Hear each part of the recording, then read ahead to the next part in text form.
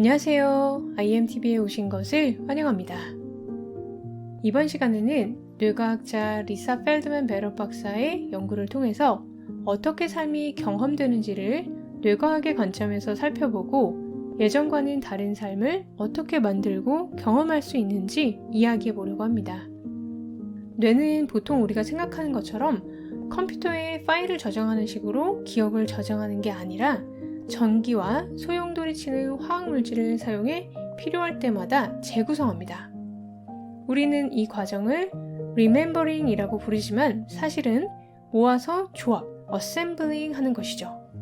기억을 불러올 때마다 뇌에서는 매번 다른 신경세포 덩어리들이 그 기억을 조합해낸다고 합니다. 게릴라를 색출하는 데 투입된 한 군인이 숲속을 탐색하고 있었습니다. 그러던 중 자기 앞에 어떤 움직임을 감지합니다.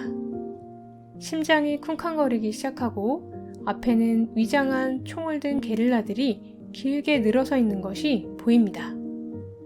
그는 본능적으로 소총을 들고 안정장치를 푼 뒤 눈을 가늘게 뜨고 적을 겨냥합니다.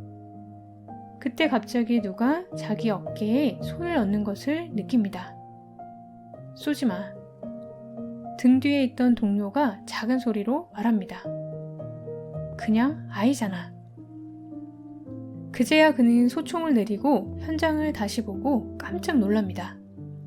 자기가 본 것은 게릴라 부대가 아니라 소년 하나가 길게 늘어선 소들을 이끌고 걸어오는 모습이었습니다. 그리고 게릴라의 소총은 아이가 들고 있던 솥대를 모는 막대기였습니다. 이것은 1970년대 남부 아프리카의 로디지아 군대에서 복무했던 한 남자의 실제 사연입니다. 그 군인의 뇌는 지극히 정상이었습니다. 그리고 이것이 왜 지극히 정상일 수 있는지 뇌의 관점에서 상황을 살펴보겠습니다. 뇌는 매 순간 눈, 귀, 코를 비롯한 여러 감각기관을 통해 외부 세계로부터 감각 데이터를 지속해서 수신합니다. 그런데 이 데이터라는 것은 어떤 의미가 있는 형태가 있는 것이 아니라 사실은 빗발치는 광파, 화학물질, 그리고 기압의 변화를 말합니다. 그 안에 본질적인 의미 같은 것은 없는 것이죠. 이렇게 모호한 감각 데이터들 조각을 가지고 뇌는 무엇을 해야 할지 파악해야 합니다. 이런 감각 데이터들을 가지고 어떻게든 의미를 만들어서 우리가 계단에서 굴러떨어지거나 맹수에 잡아먹히지 않도록 해야 하는 것이죠. 그렇다면 우리의 뇌는 어떻게 해서 이 감각 데이터를 해독해서 무엇을 해야 할지 알아내는 걸까요? 순간순간 들어오는 모호한 정보만 가지고는 제대로 반응할 수가 없습니다. 하지만 뇌는 그것을 효율적으로 할 수 있게 도와주는 비밀 정보원을 가지고 있는데 그것이 바로 기억입니다. 끊임없이 변화하는 복잡한 신경망에서 신경세포들이 전기화학적 정보를 쉴 새 없이 전달하면서 뇌는 눈 깜짝할 사이에 과거 경험의 조각들을 재구성해냅니다. 뇌는 스스로 질문함으로써 기억으로부터 과거를 다시 만들어내죠. 뇌는 머리 바깥의 세상과 머리 내부의 정보들을 결합해 우리가 보고 듣고 냄새 맡고 맛보고 느끼는 모든 것을 만들어내는 것입니다. 우리의 기억이 우리가 보는 것을 만들어내는 결정적인 요소라는 것이죠.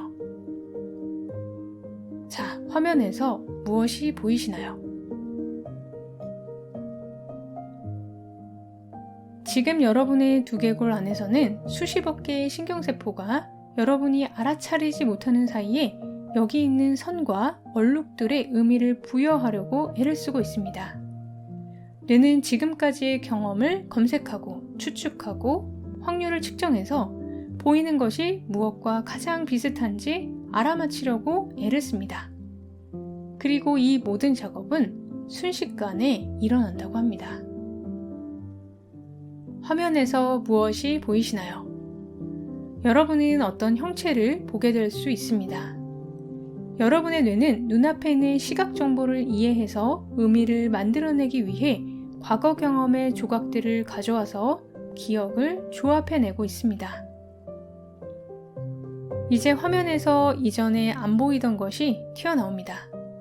성과 얼룩은 변화가 없이 그대로인데 바뀐 것은 여러분이죠. 우리가 보는 것은 세상에 있는 것과 우리 뇌가 구성한 것의 조합입니다.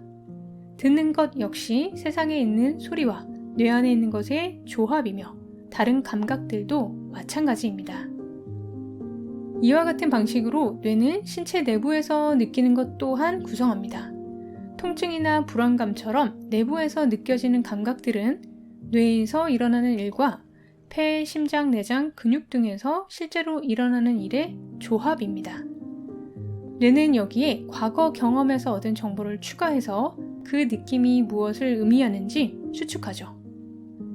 예를 들어 충분히 잠을 자지 못해서 피곤하거나 기력이 부족한 것을 배가 고픈 것으로 판단해서 과식하기도 합니다. 왜냐하면 과거에 배가 고파서 기력이 부족했던 경험이 있기 때문이죠. 이제 우리는 앞에 등장했던 군인이 소들을 데리고 가는 소년 대신 게릴라를 보았던 이유를 이해할 수 있습니다. 군인의 뇌는 물었습니다. 이 전쟁에 대해 내가 아는 바에 의하면 깊은 숲속에서 걷고 있을 때 내 앞에 움직이는 형체가 있는데 게다가 뭔가 뾰족한 것을 가지고 있다면 내가 그 다음에 보게 될 가능성이 큰 것은 무엇일까?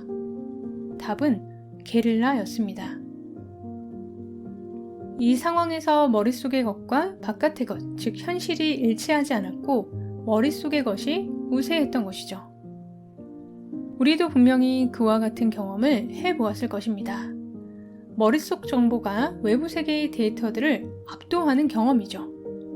군중 속에서 친구의 얼굴을 보았는데 다시 보니 다른 사람이었다거나 핸드폰이 울리지도 않았는데 진동을 느낀 경험 같은 것들입니다. 재미있는 것은 이 경험을 구성하는 전체의 프로세스가 예측하는 방식으로 일어난다는 사실입니다. 과학자들은 빛의 파동이나 화학물질을 비롯한 감각 데이터가 뇌에 도달하기 전에 우리의 뇌가 주변 세계의 실시간 변화들을 감지하기 시작한다는 사실을 확인했습니다. 대부분의 사람들이 목이 마를 때 물을 마시면 몇 초 이내에 갈증이 줄어든 것을 경험해 보았을 것입니다. 하지만 실제로 물이 혈류에 도달하려면 20분 정도가 걸립니다. 그러면 무엇이 갈증을 해소했을까요? 바로 예측입니다. 뇌는 마시고 삼키는 행위들을 계획하고 실행하는 동시에 물을 마시면 느끼게 되는 결과를 예상해서 수분이 혈액에 직접 영향을 끼치기 훨씬 전에 갈증을 덜 느끼게 하는 것이죠. 쉽게 이야기해서 예측이란 뇌가 자기 자신과 대화를 나눈다는 것을 말합니다. 많은 신경세포는 과거와 현재 또는 그것들의 조합을 바탕으로 가까운 장래에 일어날 일에 대해 최선의 추측을 합니다. 그러는 사이 외부 세계로부터 온 감각 데이터와 내부의 감각 데이터가 그 대화에 투입되면서 우리가 현실로 경험하게 될 예측을 확정짓는 것이죠. 그런데 이 모든 예측이 우리가 경험하는 방식과 반대 방향으로 일어난다는 거예요.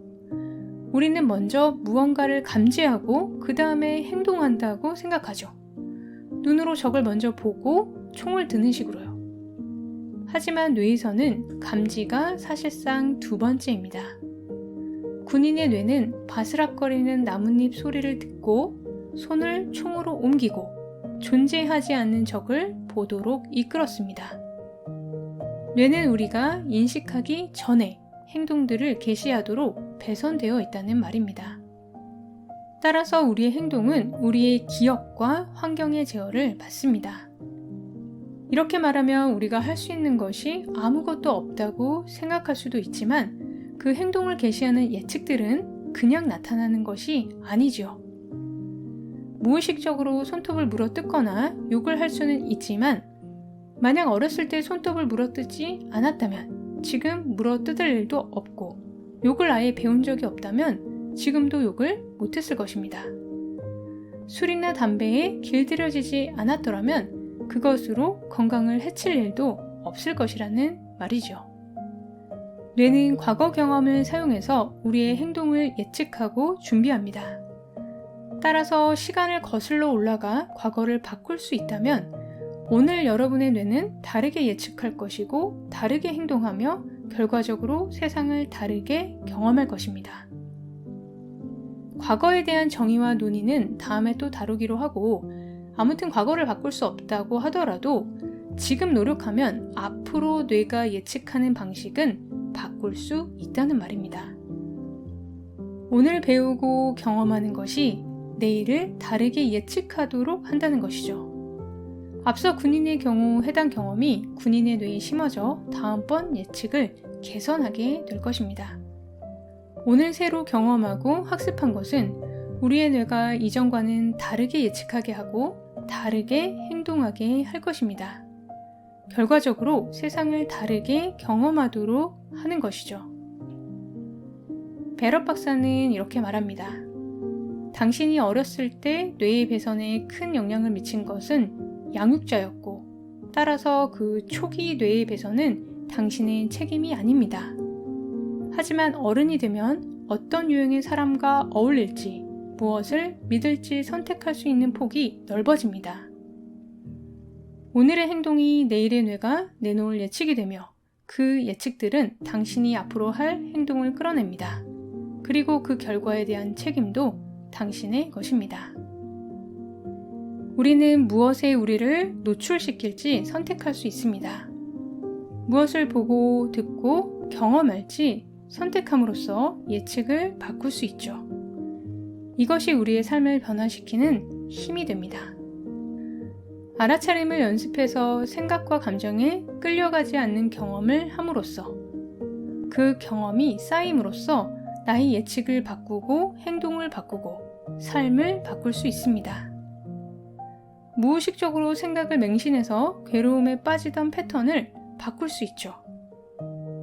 고요함을 경험하고 그것이 내 안에 있음을 체험하면 힘들 때 밖에서 답을 찾으려고 헤매지 않고 내면에 집중하게 됩니다. 행동이 변하게 되는 것이죠. 내려놓음과 내맡김을 통해 삶의 사랑과 보살핌을 경험하면 나의 예측과 행동과 삶이 변합니다. 삶이 더 이상 싸워야 할 적이 아니라 어머니로 느끼게 되죠. 나의 주파수 자체가 바뀌는 것입니다.